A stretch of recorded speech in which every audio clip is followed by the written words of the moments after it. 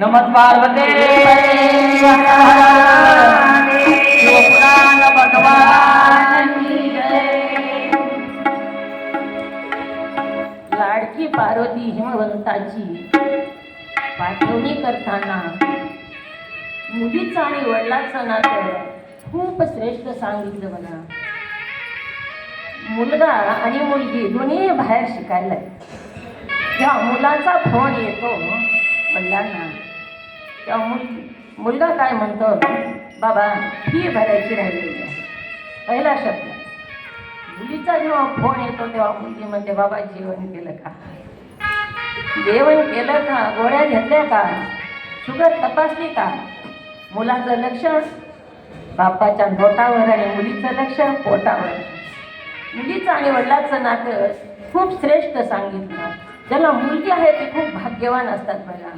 आईचं प्रेम त्यांना मिळालेलं असतं, पण त्याच लेवलचं मुलीचं सुद्धा प्रेम त्यांना प्राप्त होत असतं. मुलीचं लग्न जमवताना वडील आपल्या आईपतीपेक्षा जास्त खर्च करतात. पत्नी म्हणते, हो एवढं मोठं कार्यालय नको करायचं, आपल्याला पैसे नाहीत आपल्याकडं, जाऊ दिलं देणं पाणी होईल कसंही फिटल, पण माझ्या ताईचं लग्न मला चांगलं करायचं. बोलणी होत असताना सुद्धा चांगल्या घरचे लोक आपल्याला झेपणार नाही. असं जरी म्हटलं तरी वडील म्हणतात, देणं पाणी मी कसंही फेडील, पण एकदा माझ्या ताईचं चांगलं झालं की मी निवांत झालो. मुली सगळ्या आयुष्याची कमाई पिता मुलीला लावतो. मुलगी जाताना आई रडते बघा गळा पडून, पण वडील नाही. वडील जेव्हा मुलगी जाते आणि पुन्हा घरामध्ये जाऊन भिंतीला धरून ढसढसा रडतो तो बाप असतो. अशा प्रकारे बापाचं आणि मुलीचं नातं सर्वश्रेष्ठ आहे. हिमालयासारखा पहाड सुद्धा द्रवीभूत झाला आणि पार्वतीला विदाई करताना रडलेला आहे आणि पार्वती सासरी गेली.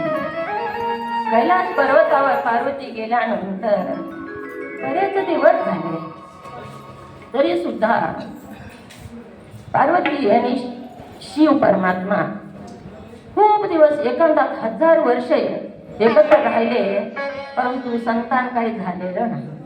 आणि देवाने अट्टहास कशा करता केला होता. तारकासुराचा त्रास आला, कंटाळून देवाचं लग्न लावून दिलेलं होतं. तारकासुरा जो होता तो देवांना त्रास देऊ लागलेला होता आणि या तारकासुराचं मरण महादेवाच्या पुत्राच्या हातून होतं. सगळे देव वाट बघत आहेत कधी पुत्र होतो. आपल्या सुद्धा लग्न झाल्यावर कधी पेढे देणार, कधी जिंकली देणार, कधी गोड बातमी देणार, अशा प्रकारे विचारतात. तसे सगळे देव परमात्म्याला विचारू लागले. अरे अनेक दिवस शिव पार्वती एकत्र राहिले, परंतु मूल झालंच नाही. 1000 वर्ष निघून गेले.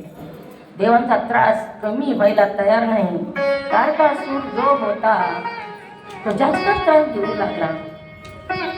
तेव्हा सर्व देव मिळून महादेवाकडे गेले आणि म्हणू लागले, काय करता देवा. विष्णू परमात्म्याला बरोबर घेऊन गेले. विष्णूनं देवाला म्हणू लागले, देवा तारकासुरानं खूप त्रास दिला आम्हाला आणि तुमच्या पुत्र झाल्याशिवाय तुम्हाला तारकासुराला मरण नाही, आम्ही काय करावं. शिव परमात्मा म्हणू लागले, विष्णू अरे पार्वती जी आहे ही भगवती, तिला रतीचा शाप आहे, तिला मूल होणार नाही. रतीने शाप दिला होता. जेव्हा कामदेव परमात्म्याला उठवायला गेले ध्यानातून, तेव्हा कामदेवाला महादेवानं तिसरा डोळा उघडून जाळून टाकले. तेव्हा कामदेवाची जी पत्नी रती हिनं महादेवाला काहीच म्हणली नाही. रती आणि पार्वती बहिणी दोघे. मग बहिणीपाशी गराणं करू लागली. बोलत बोलत दोघीचा चांगलाच वाद लागला. रतीनं पार्वतीला शाप दिला. पार्वती माझे जे पती होते सृष्टीच्या कल्याणासाठीच महादेवाकडे गेलेले होते, पण तुझ्या नवऱ्यानं माझ्या नवऱ्याला जाळून टाकले. मी तुला शाप देते, तुला सुद्धा गती सुख प्राप्त होणार नाही. आणि म्हणून पार्वतीला मूल होणार नाही असं महादेवाने विष्णू परमात्म्याला सांगितलं. विष्णू म्हणाले, काय उपाय करावा आता, आमची सुटका कशी होईल का, होणारच नाही या तारकासुराच्या त्रासातून. महादेव म्हणू लागले, विष्णू तुम्ही जी मोहिनी रूप घेतलेलं होतं अमृत वाटण्यासाठी म्हणून, ती मोहिनी रूप मला दाखवा. विष्णू म्हणू लागले, देवा कशाला ती मोहिनी रूप, ती काय रूप खरं होतं का, ती रूप दाखवण्यासाठी घेतलेलं होतं, ती रूप खोटं होतं, ती सत्य नव्हतं. आणि ती रूप तुम्हाला कशाला बघायचं, ती नाटक होतं आणि ती इतकं मोहित रूप होतं, तुम्ही सुद्धा त्यागी भोगी होता, असं ते माझं रूप होतं. भगवंतानी महादेवाने सांगितलं, नाही दाखव मला ते रूप, मला ते रूप बघायचंय. आणि रूप मोहिनी रूप पुन्हा विष्णूने घेतलं. एवढी सुंदर होती मोहिनी, महादेव तिच्या मागं पळू लागले. ही सगळी लीला ईश्वराची. महादेव तिच्या मागं पळू लागले, मोहिनी पुढे पळू लागली आणि मोहिनीच्या अंगाला स्पर्श झाला आणि शिवाचा अंगाचा हिस्सा जमिनीवर पडला. वीर्य खाली जमिनीवर पडलेला आहे. तिथंच अग्निदेव होते. अग्निदेवाने ते तोंडात धरलं आणि गंगेच्या दिशेने जाऊ लागले. कबुतराचा वेश घेतलेला आहे, मी तोंडात धरून गंगेच्या दिशेने जाऊ लागले. परंतु ते सामान्याचं वीर्य नव्हतं. जगत पिता जो परमात्मा महादेवाचं वीर्य होतं, त्या कबुतराला सहन होईना झालं. सगळ्या अंगाचा धाव होऊ लागलेला आहे त्या वीर्यावर. आणि जाता जाता त्या कबुतराच्या तोंडातून ते वीर्याचे थेंब जमिनीवर पडत गेले. जिथं जिथं जमिनीवर वीर्याचे थेंब पडले, तिथं तिथं सोन्याच्या खाणी उत्पन्न झाल्या. सोन्याच्या खाणी सगळीकडे नाही. जिथं शिवाचं वीर्य कबुतराच्या तोंडातून थेंब खाली पडला, त्या एका थेंबापासून एक मोठी सोन्याची खाण उत्पन्न झालेली आहे. अशा प्रकारे ह्या सोन्याच्या खाणी उत्पन्न झाल्या. आणि पुढे हे जे अग्निदेव होते ते गंगेपर्यंत गेले. ती वीर्य गंगेत टाकून दिलं आणि मोकळं झाले. पण ते वीर्य गंगेला सुद्धा सहन झालं नाही. तिनंही गंगेच्या काठी सरकाळा म्हणून एक गवत असते गव्हाळ्यासारखं, त्या गवतामध्ये ते टाकून दिला. तिथंच कार्तिकेयाचा गंगेच्या काठी सरकड्याच्या वनामध्ये जन्म झालेला आहे. कार्तिकेश्वर भगवान जय. कार्तिकेयाचा जन्म झाला. गंगेच्या काठावर 6 कृतिका होत्या आणि त्यांना पुत्र नव्हता. साही पुत्र नव्हता, वांझच होत्या साही जणी. पुत्र प्राप्तीसाठी म्हणून त्यांनी पहाट गंगेवर यायचं, स्नान करायचं आणि गंगेचे पूजन करायचं. कामना पुत्रप्राप्तीची होती. 6 महिने त्यांच्या साधनेचे पूर्ण झालेले होते. इकडे कार्तिकेयाचा जन्म झालेला होता. की बाळ त्यांना 6ही जणीला दिसलं. 6ही जणी एकदम धावलेल्या आहेत त्या बाळाला उचलण्यासाठी म्हणून. आणि माझं म्हणून, मला पाहिजे म्हणून वाद घालू लागल्या. कार्तिकेयाने 6 मुख धारण केले आणि साहीलाही माता म्हणून हाक मारलेल्या. त्या 6 मुख धारण करून साही जणीचं दूध प्रशांत कार्तिकेयाने केलं. आणि कृतिकेचा मुलगा म्हणून कार्तिकेय असं नाव ठेवलेलं आहे. नामकरण झालं. कार्तिकेय वाढू लागला. प्रत्येक मातेकडे तो 6 महिने राहिला. असे 6 महिने 6 जणीकडे राहिला. 3 वर्ष उलटून गेले. इकडे पार्वतीला वाटू लागलं, किती दिवस झाले मला बाळ कसं होत नाही. पुन्हा तिथं अचानक नारद मुनी गेलेले आहेत पार्वतीला भेटायला त्या गुहेमध्ये हिमालयाच्या. तेव्हा नारद मुनीचा आदर सत्कार केला पार्वती आई साहेबांनी आणि विचारलेला आहे, गुरुदेव मुनिराज माझा हात तरी बघा. मला मूल का होत नाही आणि कधी होणार आहे मूल मला, ही तुम्ही सांगा. माझा हात बघा असं पार्वती आईसाहेब म्हणू लागल्या. तेव्हा नारद मुनी हात तर बघितला. नारद मुनी म्हणू लागले, आईसाहेब तुम्ही आई कधी होणार हे माहीत नाही, देव पिता झालेले आहेत. पार्वती अंगाची सगळ्या इष्ट झाल्यासारखा झाला. पार्वती रडू लागली, म्हणू लागली, मुनिराज तुम्ही काय म्हणता आहात, मला कसं माहित नाही. मुनी म्हणू लागले, हो हो आईसाहेब माझं खरं आहे म्हणणं. पार्वतीने विचारलं, त्याची आई कोण आहे त्या बाळाची आणि ती कुठं आहे. तेव्हा नारद मुनी म्हणाले, सगळं मलाच विचारता का, तुमच्या मालकाला पण काही विचारणा आल्यानंतर त्यांना माहित आहे त्याची आई नाही, पण मी कुठं आहे, पण मी जी तुम्हाला वार्ता सांगितली ती सत्य वार्ता सांगितलेली आहे. पार्वती आईसाहेब वाट बघू लागल्या. ध्यानाला गेले होते परमात्मा कैलास सरोवरावर. ध्यान आवून परत कधी एकच वाटू लागलं त्यांना. वेळ पण जात नाही बघा, असं जर झालं तर वेळ जाईना गेला त्यांचा. सारखी वाट बघू लागल्या. देवाला परत पहिला प्रश्न विचारला, कुठं गेला होता. पार्वती आईसाहेब कधीच कडक बोलत नव्हत्या. त्या दिवशी त्यांचं वेगळंच रूप दिसू लागलं. महादेवाने विचारलं, आज काय झाले तुला. पार्वतीनं म्हणू लागली, माझ्या प्रश्नाचं उत्तर ही नाही, कुठं गेला होता. मी सांगितलं, रोजच जातो आणि ध्यानाला गेलो होतो आणि तुम्हाला मुलगा झाला असं मी ऐकलं, ती खरं आहे का. तेव्हा देव म्हणू लागले, तुला कुणी सांगितलं, कुणी सांगितलं, इथं कोण आलं होतं का.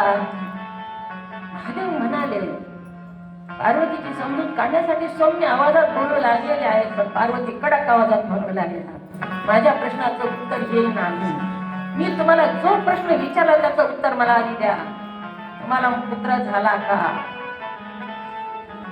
थोडा वेळ थांबले आणि गप्प बसले, हो का नाही एवढंच तरी बोला. तेव्हा परमात्मा हो म्हणाले. त्याची आई कोण आहे असं आई साहेबांनी विचारलं पार्वती आई साहेबांनी. तेव्हा त्यांनी सांगितलं, त्याची आई गंगा आहे. समजून सांगू लागले. पार्वती आई साहेब रडू लागलेल्या होत्या. खूप समजण्याचा प्रयत्न केला. नाही मला तुमच्याकडे राहायचंच नाही, मी निघून चालले म्हणून बॅग भरलेली आहे. खूप समजूत काढली पण पार्वती आई साहेब समजल्या नाही. तेव्हा निघून चालल्या तेव्हा देव म्हणाले, पुन्हा परत यायचं नाही. लगेच थांबल्या आणि देवाने समजून काढली आणि पार्वती बस थांब, माझं ऐकून तर घे काय आहे ते. तेव्हा ते सांगू लागले, पार्वती तुला रतीचा शाप आहे, तुला मूल होणार नाही. देव अडचणीत आहे आणि माझ्या पुत्राकडूनच त्या तारकासुराचा मृत्यू असल्या कारणानं सगळे देव जप तप साधना माझी करू लागलेले आहे आणि म्हणून गंगेपासून पुत्र झालेला आहे. तेव्हा पार्वती आई साहेबांनी देवाला विचारलं, तुम्ही धर्माचे मूळ आहात महादेवा आणि तुम्ही धर्माचे मूळ असताना सुद्धा अधर्माने वागला. शास्त्र असं सांगतं का, पत्नीला मूल होत नसेल तर बाहेरच्या स्त्रीकडून मूल उत्पन्न करा, असं शास्त्र सांगतं का, प्रश्न विचारलेला आहे साहेबांनी. तेव्हा महादेव म्हणू लागले, पार्वती शास्त्र तसं सांगत नाही, पण शास्त्र असं सांगतं की जर पत्नीला मूल होत नसेल तर दुसऱ्या पत्नीद्वारे मुलाला जन्म द्यावा. पार्वती म्हणू लागली, तुम्ही लग्न केलं का गंगे बरोबर. महादेव म्हणू लागले, गंगेची कहाणी सांगू लागलेली आहे. पार्वती, गंगा तुझी मोठी बहीण आहे. तुझ्या जन्माच्या आधीपासून गंगा माझ्यावर प्रेम करते. गंगेने माझी तुझ्यापेक्षा जास्त साधना केलेली आहे. गंगा खूप भोळी आहे, खूप सरळ आहे असं परमात्मा म्हणू लागलेले आहे. आणि गंगेचं वर्णन करताना पार्वती आई साहेबाला राग येऊ लागला. परंतु गंगा तुझ्यापेक्षा मोठी आहे आणि तिनं सुद्धा तुझी एवढी तपसाधना केलेली आहे. आणि तुझ्या आधीची जी गंगा आहे ती माझी पहिली पत्नी आहे. म्हणजे मानस पत्नी आहे माझी गंगा. मनानं वरलेला आहे तिनं मला आणि मी तिला. अशा प्रकारे कार्तिकेचा जन्म गंगेपासून झालेला आहे आणि कार्तिकेय मोठे होऊ लागले. मोठे होऊन पुन्हा पार्वतीकडे इकडं आणलेलं आहे. गंगाजी होती, तिनं तपश्चर्या कशी केली. आपण हरतालिका व्रत करतो, पार्वतीची तपश्चर्या आपण वाचतो, बघतो, ऐकतो. गंगेची तपश्चर्या कोणीही वाचलेली नाही. जेव्हा पार्वती तपश्चर्याला गेली ती गंगोत्री धामामध्ये त्या शिखरावर, तेव्हा तिच्याबरोबर गंगा पण गेलेली होती. पार्वती तपश्चर्या जेवढी कडक केली तेवढीच तपश्चर्या गंगेनं पण कडक केलेली आहे. जेव्हा गंगा तपश्चर्या करते असं पार्वतीला कळालं, पार्वती मत्सर करू लागली गंगेचा. पार्वती हुशार होती, पार्वती तल्लख होती, गंगा भोळी होती. मत्सर करू लागली.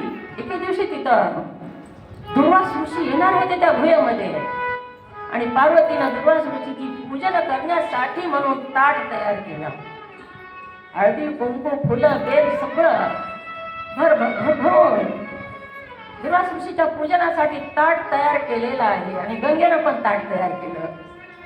गंगा पण पूजन करते का काय असं पार्वतीला वाटलं आणि पार्वतीनं गंगेला म्हणाली, साधू पुरुष संत ऋषी मुनी जर आले तर आपण त्यांच्या पायाला स्पर्श करू नये, लांबून पूजन करावं. मुद्दाम सांगितलं पार्वतीनं गंगेला. तसं पार्वतीनं आधी पूजा केली नाही, गंगेला करू दिली.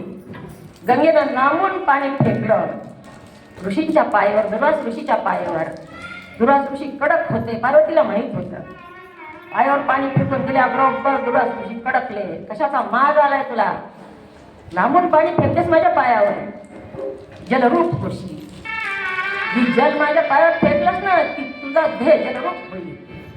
त्यापासून गंगा जलरूप झाली. जलरूप झाली गंगा, परंतु गंगेनं रडायला सुरू केलं. पायावर पडलेली आहे आणि म्हणू लागली, मला पूजनाचा विधी माहीत नव्हता, मला पार्वतीनं सांगितला.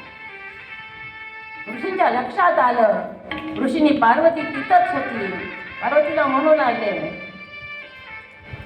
तू कपट केलंस. आता माझ्या मुखातून शब्द सुटला गंगेला जलरूप होशील म्हणून. तुला सुद्धा मी शाप देतो. पहिलं संतान महादेवाचं गंगेच्या उदरी जन्म घेतला. म्हणूनच कार्तिक स्वामीचा जन्म गंगेच्या उदरी झालेला आहे. कार्तिक स्वामी वाढू लागले, मोठे होऊ लागले, इकडे आलेले आहेत. इकडं देव चिंतेत होते. कार्तिक स्वामी 6 वर्षाचा झाल्यानंतर देवाने कार्तिक स्वामीला सेनापती पद दिलं. देव दानवाचं युद्ध झालं आणि तारकासुराला देवानी कार्तिक स्वामीने मारून टाकलं, बाण सोडून. तारकासुराचा अंत झाला आणि पुढे गंगा ही वाहू लागली. गंगेनं जी जलरूप होशील असा शाप प्राप्त झालेला होता, पण पुन्हा दुर्वास ऋषीने गंगेला उशाप दिला. जरी तू जलरूप झालीस तरी सुद्धा तुझं जल कधीच खराब होणार नाही. आपण काशीहून आणलेलं जल 5 वर्ष ठेवा, खराब होत नाही. आपल्या घरातलं पाणी 8 दिवसात कमी होतात, पण गंगेचं पाणी खराब होत नाही. गंगा जेव्हा जलरूप झाली तेव्हा ब्रह्मदेव तिथं प्रगट झालेले होते. मी वाहणार नाही म्हणू लागली, मी नाही पृथ्वीवर जाणार. तेव्हा ब्रह्मदेवाने कमंडलूमध्ये घेतली आणि ब्रह्मलोकामध्ये नेली. त्याच्यानंतर भगीरथाने तपश्चर्या करून ती कथाभाग फार मोठा आहे, ती पुन्हा पृथ्वीवर आणलेली आहे. तारकासुराचा मृत्यू झाला आणि सगळ्या देवांना आनंद झालेला आहे. कार्तिकेयचा जन्म झाला, 6 वर्षाचा झाला. तारकासुराचाही मृत्यू झाला आणि पुन्हा पार्वती आणि महादेव कुठं राहतात? डोंगरामध्ये राहतात. घर नाही, बंगला नाही, काहीच नाही. एक वेळेस पार्वती आईसाहेब लक्ष्मीकडे गेल्या, मैत्रिणीकडे गेल्या. तिचा सोन्याचा बंगला होता. पार्वतीला वाटू लागला, आपल्याला साधं घर तरी असावं, भिंतीचं साधं निवारा तरी असावा. महादेवाकडं म्हणू लागल्या, लक्ष्मी सारखं मोठं घर मला नकोय, पण बाथरूम असावे असं तरी घर बांधून द्या. मला स्नान करायचं असतं महादेवा. आणि सगळे नंदीगण सगळे या कैलासावर असतात. आंघोळ करायला सुद्धा टाइम नसतो आणि निवारा नाही. परंतु महादेवानं काहीच ऐकलेलं नाही. पार्वती आईसाहेबांना खूप हट्ट धरला. विश्वकर्माकडून एक बंगला बांधून घेतला. विश्वकर्माला गुरुदक्षिणा म्हणून बंगला देऊन टाकला. उदार देव आहे. पुन्हा पार्वती आईसाहेब दिवशी आंघोळ करायची होती. त्यांना 15 दिवसाला जया विजयाची सख्या होत्या ते नाव घालायच्या. आंघोळ रोज गुडगुड करायच्या. पण नाव घालताना मात्र त्यांना वाटायचं आंघोळ नीट करावी म्हणून गुहेच्या दारामध्ये कोणाला तरी थांबवायचं आणि आंघोळ करायची. महादेवाकडे खूप त्यांनी मागणी केली, बाथरूम तरी बांधा, पण बाथरूम बांधलेली नाही. शेवटी महादेव म्हणू लागले, तू एवढे शिवगण आहेस म्हणले आपल्या इथं, एखाद्या शिवगणाला दारात उभा करायचं, नंदी आहेस ना, नंदीला दारात उभा करायचं, कोणाला मध्ये येऊ नका म्हणून सांगायचं, आणि मध्ये तू स्नान करायचं 15 दिवसाला एकदा. तेव्हा तिनं नंदीला दारात उभा केलेला आहे. दारात उभा केलं, नंदीला कुणाला मध्ये येऊ दिलं नाही. पार्वतीनं सांगितलं होतं कुणाला मध्ये येऊ देऊ नकोस म्हणून, कुणालाच मध्ये येऊ दिलं नाही. परंतु जेव्हा परमात्मा आले, शिव आले, तेव्हा मात्र नंदीनं अडवलेलं नाही. नंदीनं मध्ये येऊ दिलं. पार्वतीला राग आला. नंदीला म्हणू लागली, नंदी तुला काय सांगितलं होतं, फक्त माझी आंघोळ करूच तो कुणाला मध्ये येऊ देऊ नकोस, तरी सुद्धा तू माझं ऐकलेलं नाही. या कैलासामध्ये माझं कुणीच ऐकत नाही असं तिला वाटू लागलं. पुन्हा परमात्मा म्हणू लागले, जाऊ दे आता चुकलं, आता दुसऱ्या वेळेस दुसरं कोणाला तरी उभा कर. 15 दिवसाला पुन्हा आंघोळ करायची होती. कार्तिक स्वामींनी उभा केलेल्या दारामध्ये आणि सांगितलं, कार्तिकेय कुणालाच मध्ये येऊ देऊ नकोस. सकारात्मक सांगितलं, कुणालाच मध्ये येऊ देऊ नकोस म्हणून सांगितलेलं आहे. परंतु कार्तिक स्वामीने कुणाला येऊ दिलं नाही. जेव्हा देव आले तेव्हा मात्र कार्तिक स्वामींनाही अडवलेलं नाही. देव सरळ मध्ये आले, देवाबरोबर आणखी शिवगण मध्ये आले. पार्वती आईसाहेब क्रोधित झाल्या आणि म्हणू लागल्या कार्तिकेयाला, तुला सांगितलं होतं ना कुणालाच मध्ये येऊ देऊ नकोस म्हणून, कळत नाही का तुला काय सांगितलंय ते? म्हणून एक चापट मारली. कार्तिकेयाला एक चापट मारली. कार्तिकेयानं महागाडी उलट बोललेला आहे. कार्तिकेय, आई तू मला मारायचं नाहीस आणि मी तुझा मुलगा नाही. माझी तू मला कामही सांगायचं नाहीस, तू मला मारायचंही नाहीस, मी तुझा मुलगा नाही, माझी आई गंगा आहे. इतका शब्दाचा प्रहार झाला. अंतःकरणात घड घड घड डोळ्यातून अश्रू वाहू लागले. आधीच वाटत होतं मला मुलगा नाही म्हणून, आणि पुन्हा कार्तिकेयाच्या शब्दामुळं जखमीवर मीठ चोळल्यासारखं झालं आणि रडू लागलेले आहे. महादेवाला गारानं सांगितलं. महादेव म्हणू लागले, पार्वती तुला मूल नाही परंतु मूल तयार करू शकतेस, चिखलाचं पिठापासून अशा प्रकारे मूल. पण पार्वतीनंच आधी स्वतः देवानं शाप दिलेला होता. पार्वती जी होती त्यावेळेस कबुतरानं वीर्य, महादेवाचं वीर्य गंगेपर्यंत पोहोचणे करण्यासाठी नेलं. त्यावेळेस मात्र गंगेकडे वीर्य घेऊन जात असताना पार्वतीला माहीत झालं, नारद मुनींनी सांगितलेलं आहे ह्या शिवाचाच अंश आहे कार्तिक स्वामी. तेव्हा पार्वती म्हणू लागली, सगळ्या देवाने मला वांग केलं, मी सर्व देवस्त्रियांना शाप देते, माझ्यासारख्या त्याही वांज राहतील.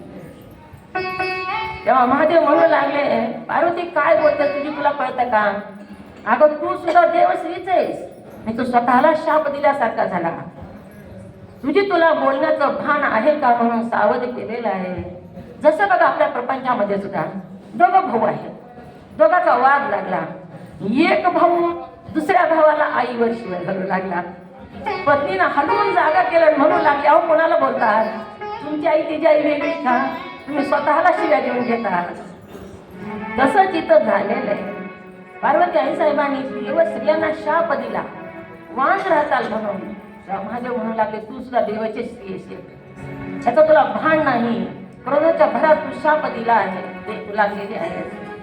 म्हणून पार्वती आईसाहेबांनी उंटणं लावून त्यापासून आपल्याला पुत्र नाही, म्हणून तयार करायचं. आपल्याला आपला आपला पुत्र पाहिजे. आपल्या ह्या कैलासामध्ये कुणीच ऐकत नाही. नंदीला सांगितलं, नंदीने ऐकलं नाही. कार्तिकेला सांगितलं, त्यानंही ऐकलं नाही. आपला आपला माझा माझा पुत्र मला असायला पाहिजे, असं महादेवाकडे मागणं केलेलं आहे. महादेवानं सांगितलं गणपतीची आराधना कर. तर गणपती म्हणजे व्यक्ती नाही, पंतप्रधान, सरपंच, राष्ट्रपती अशा प्रकारचे जे पद आहेत ती पद आहे गणपती. सर्व गणाचा अध्यक्ष म्हणजेच गणपती. मनुष्यगण, मनुष्याचा अध्यक्ष, देवाचा अध्यक्ष देवगण, असा सगळ्या गणाचा अध्यक्ष म्हणजे गणपती. गणपतीची आराधना पार्वतीने केली आणि गणेशाला विनंती केली की मला तुझ्यासारखा पुत्र दे. आणि विनंती करून पुत्र प्राप्त झाल्यानंतर त्याला विनायक हे तिने नाव ठेवलेलं आहे. केसर आणलं, केसराचं उंट तयार केलं. असाच हाताने चिखलाने नाही तयार केलेला गणपती. गणेश जी आहे ते तिला वाटू लागलं चिखलाचा तयार करावा तर ते दुसऱ्याचाच होईल, आपल्या आपल्या शरीरापासून तयार केलेला असावा. आपल्याला सुद्धा वाटतं आपलंच मूल असावं, दत्तक न गणा आपलं आपलं असावा. केसर विकत आणलं आणि केसरापासून एक मूर्ती बनवली. ती मूर्ती सचेतन केली. चंद्राच्या मस्तकावरची अमृत कुंभ टाकलं आणि सचेतन केली. अतिशय सुंदर मूर्ती होती.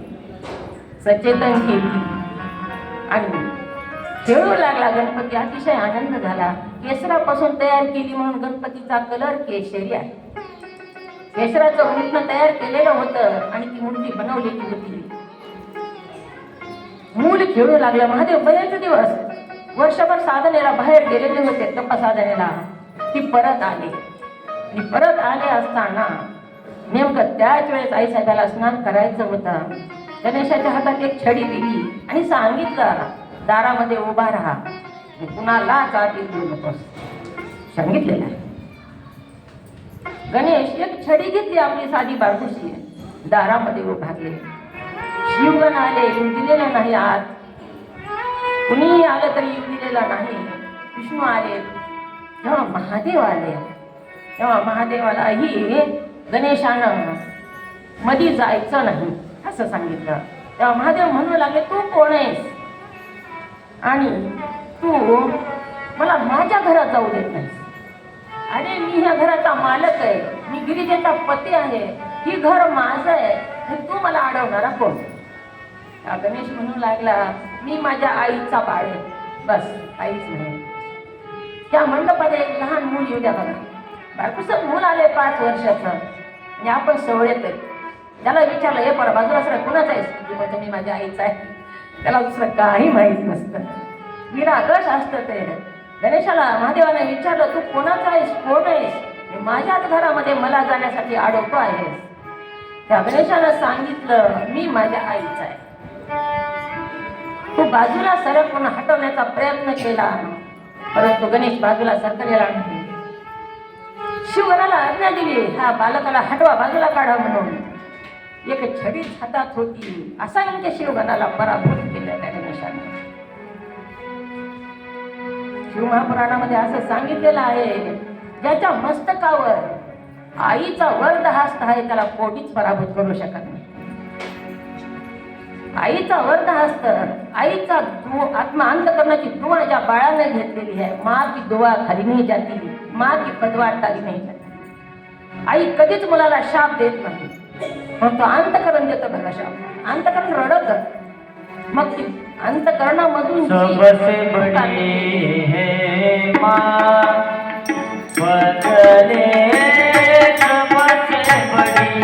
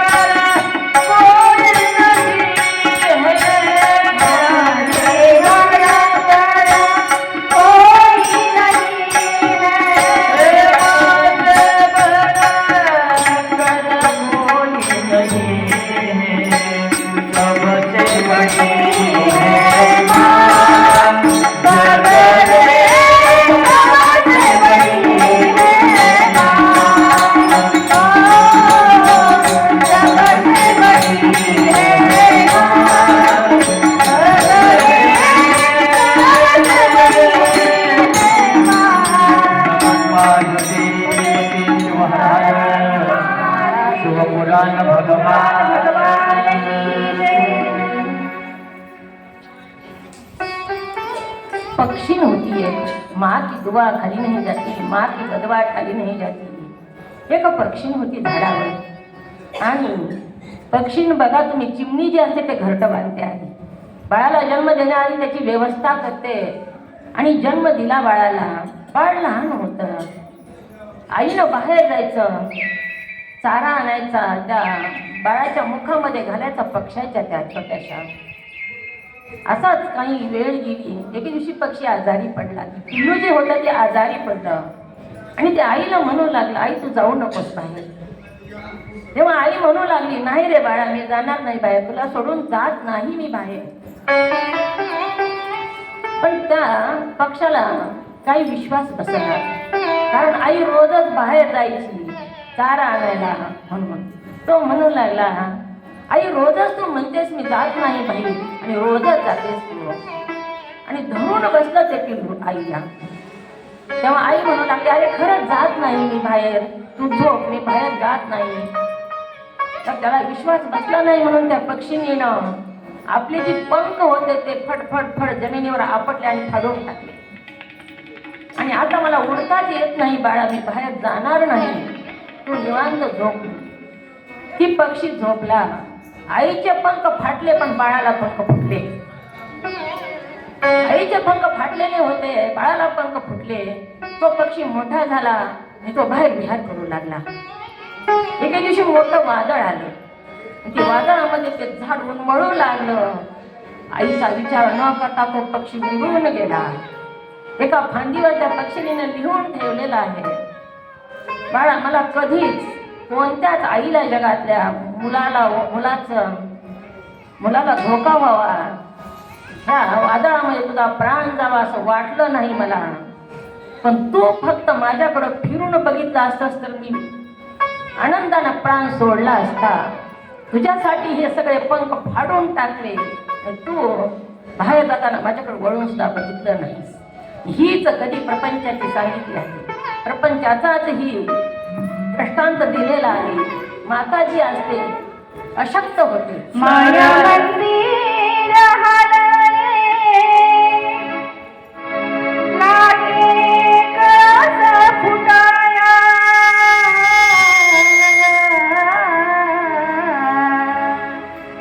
माया मंदिर हलले, लागे कळस फुटाया.